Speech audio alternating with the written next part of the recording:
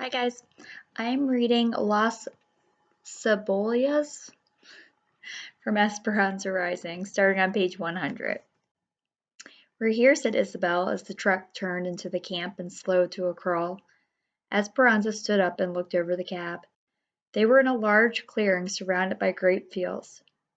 Row upon row of white wooden cabins formed long lines connected like bunkhouses. Each cabin had one small window and two wooden steps that led to the door.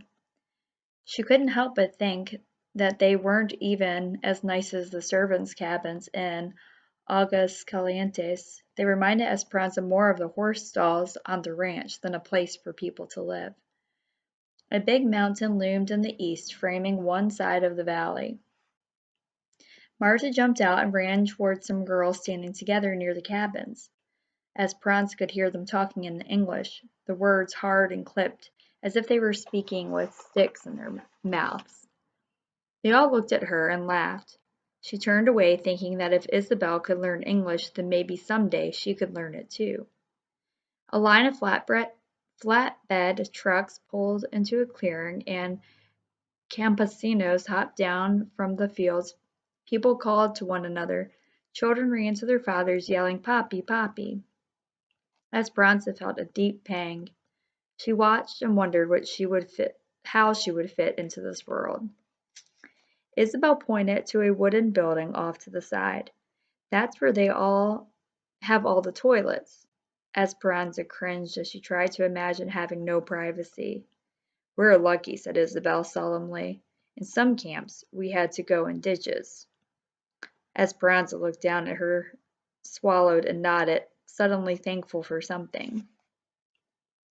A foreman came over and shook hands with Juan and Alfonso and pointed to the cabin in front of the truck. The woman got out, took the babies, and helped Miguel with the bags. Mama and Esperanza walked into the cabin. It had two small rooms. One half of the front room was the kitchen with a stove, sink, and counter, and a table and chairs.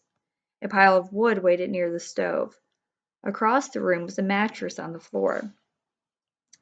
The back room had another mattress big enough for two people and a tiny cot. In between sat a wooden fruit crate to be used as a night table, its sides touching each bed. Above was another small window. Mama looked around and then gave Esperanza a weak smile. "Is this our cabin, or Hortensia's and Alfonso's?" asked Esperanza, hoping that hers and Mama's might be better. "We are all together in this cabin," said Mama. "Mama, we can't possibly all fit." "Esperanza, they will only give one cabin for each man with a family. There is no housing for single women. This is a family camp, so we must have a male head of household to live and work here, and that is Alfonso." Mama sank to the bed. Her voice sounded tired. "He has told them we are his cousins, and if anyone asks us, we must say it's true. Otherwise, we cannot stay. We are next door to Juan and Josefina, so we can adjust the sleeping arrangements. Miguel will sleep next door with them and the babies, and Isabel will sleep here with Alfonso, Hortensia, and us." Miguel came in and sat down their valises, then left. Esperanza could hear Alfonso and Hortensia in the next room talking about the camp office. Mama got up to unpack and began to sing. Esperanza felt anger crawling up her throat. "Mama, we are living like horses. How can you sing? How can you be happy? We don't even have a room to call our own." The talking suddenly stopped in the other room. Mama gave Esperanza a long, hard look. She calmly walked over and shut the door to the small room. "Sit down," she said. Esperanza sat on the tiny cot, its springs screeching. Mama sat on the bed opposite her, their knees almost touching. "Esperanza, if we had stayed in Mexico and I had married Tio Luis, we would have had one choice: to be apart and miserable. Here we have two choices: to be together and miserable, or to be together and happy. Mija, we have each other, and Abuelita will come. How would she want you to behave? I choose to be happy. Which will you choose?" She knew what Mama wanted to hear. Happy, she said quietly. Do you know how lucky we are, Esperanza? Many people come to this valley and wait for months for a job. Juan went to a lot of trouble to make sure we had this cabin waiting for us when we got here. Please be grateful for the favors bestowed upon us. Mama bent over and kissed her, then left the room. Esperanza laid down on the cot. A few minutes later, Isabel came in and sat on the bed. Will you tell me what it was like to be so very rich? She looked at Isabel, her eyes anticipating some wonderful story. Esperanza was quiet for a moment, clinging to one possible thought. Then she said, I am still rich, Isabel. We will only be here until Abuelita is well enough to travel. Then she will come with her money and we will buy a big house, a house that Papa would have been proud of us to live in. Maybe we will buy two houses so that Hortensia, Alfonso, and Miguel can live in one and work for us again. And you can visit us, Isabel. You see, this is only temporary. We will not be here for long. Diverses? Asked Isabel. Yes, it is the truth, said Esperanza, staring at the ceiling that someone had covered with newspaper and cardboard. My papa would never have wanted us to live in a place like this. She closed her eyes and heard Isabel tiptoe out of the room and shut the door. The weariness from the days of travel flooded over her, and her mind wandered from people peeing in ditches to Marta's rudeness to the horse stalls at El Rancho de las Rosas. How could she be happy or grateful when she had never been more miserable in her life? When Esperanza opened her eyes again, it was almost light, and she heard Mama, Hortensia, and Alfonso talking in the next room.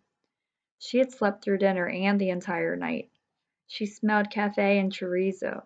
The coffee and sausage made her stomach growl, and she tried to remember when she had last eaten.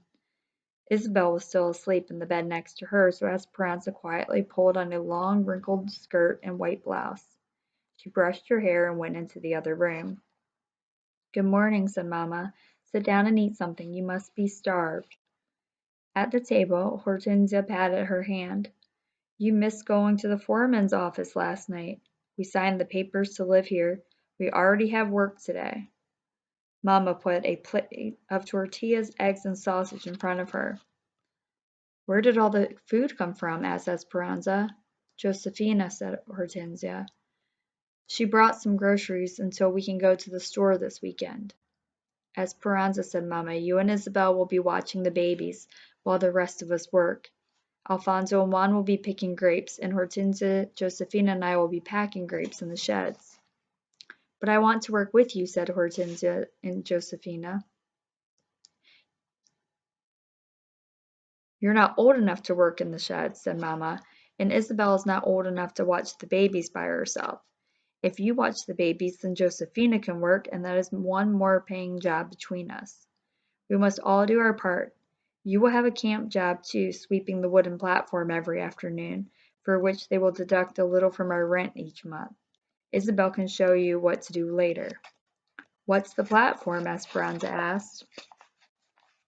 It's the big wooden floor outside in the middle of the camp. Juan said they use it for meetings and dances, said Mamma. Esperanza stared at her food. She did not want to be stuck in a camp with the children. Where's Miguel? She asked. He already left for Barkersfield with some other men to look for work at the railroad, said Alfonso. Isabel came out of the bedroom rubbing her eyes. Mi sobrina, my niece, said Hortensia, hugging Isabel.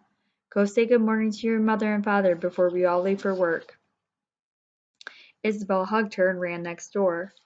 Esperanza studied Mama as she made un burrito de frijoles for lunch and wrapped the soft tortilla filled with pinto beans in paper. She looked different. Was it the long cotton dress and the big flowered apron tied at her waist? No, it was more than that. Mama, said Esperanza, your hair. Mama's hair ran down her back in a single long braid, almost touching her waist. Esperanza had never seen Mama wear her hair that way. It was always done up in her beautiful plaited bun, or when she was ready for bed, brushed out and flowing. Mama looked shorter and somehow not herself. Esperanza didn't like it. Mama reached up and stroked the back of her head. She seemed embarrassed. I figured out that I can't wear a hat with my hair on top of my head. And this makes more sense, does it not? After all, I'm going to work today, not to a fiesta. Then she hugged Esperanza. We must go now. The trucks leave at 6:30 to take us to the sheds. Take good care of the babies and stay with Isabel. She knows the camp. As the three of them walked out, Esperanza noticed Mama reaching up, hesitantly touching her hair again. When Esperanza finished eating, she went outside and stood at the front step. Instead of facing another row of cabins, their cabin was in the last row facing the fields. Straight ahead across the dirt road were several chinaberry trees and a mulberry tree that provided deep shade over a wooden table.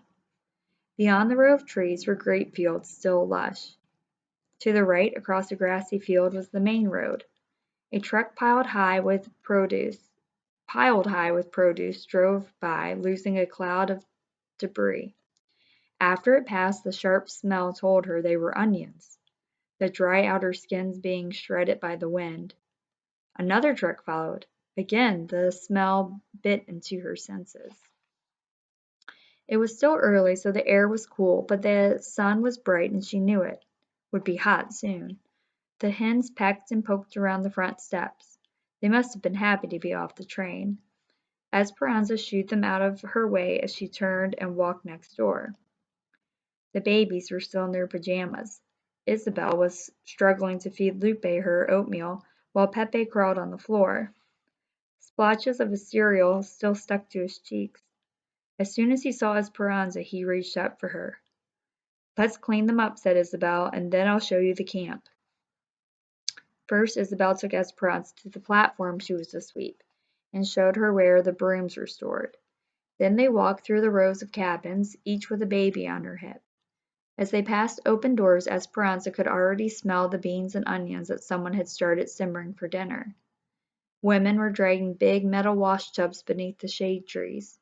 A group of young boys kicked a ball up and down the dirt road, stirring up dust. A little girl wearing a man's undershirt as a dress ran up to Isabel and took her hand. "This is Sylvia. She is my best friend. Next week we will go to school together."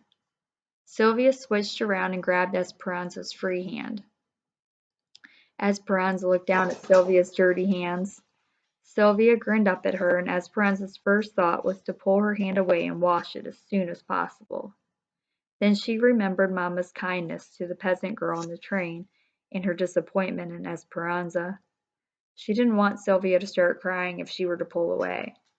She looked around at the dusty camp and thought that it must be hard to stay clean in such a place. She squeezed Sylvia's hand and said, "I have a best friend too.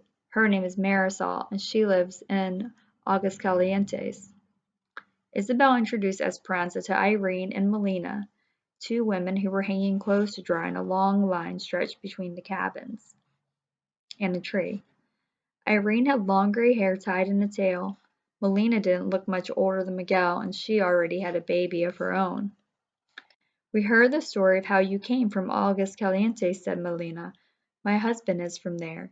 He used to work for Señor Rodriguez." Esperanza's face lit up at the news. "He knew my father since he was a boy? Do you think your husband knew Marisol, Señor Rodriguez's daughter?" Melina laughed. "No, no, I'm sure he didn't. He was un campesino, a field servant. He would not know the family." Esperanza felt awkward and didn't mean to make Melina admit that her husband was a servant. But Melina didn't seem bothered and began recalling other farms her husband had worked on in Aguascalientes. Isabel pulled on Esperanza's arm. "We need to change the babies." As they walked back to the cabin, she said, "They are mother and daughter. They come over to talk and crochet with my mother all the time." "How do they know all about us already?" Isabel raised her hand and made her fingers tap up and down on her thumb as if a mouth was talking. "Everyone in camp knows each other's business."